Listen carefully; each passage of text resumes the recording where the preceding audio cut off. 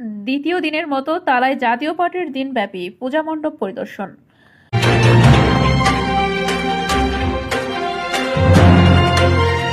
দর্শক সকলকে আমন্ত্রণ জানাচ্ছে বিবিআর নিউজ সংবাদে। মোহাম্মদ লিটন হুসাইনের পাঠানো ভিডিও চিত্রে দেখুন বিস্তারিত।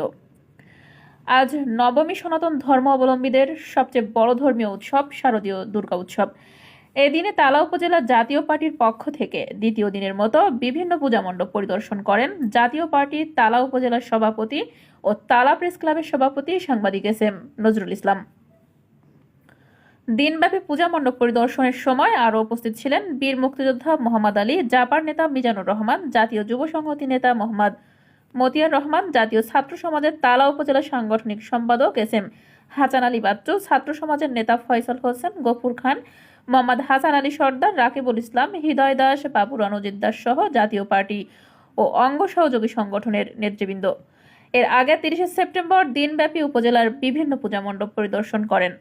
পরিদর্শনকালে তালা উপজেলা সদরের পূজা মণ্ডপের আয়োজক কমিটির অনুকূলে অনুদান বিতরণ সহ আগত সকল দর্শনার্থীদের সাথে মতবিনিময় করেন তালার গরিবের বন্ধু সাংবাদিক এস.এম. নজরুল ইসলাম।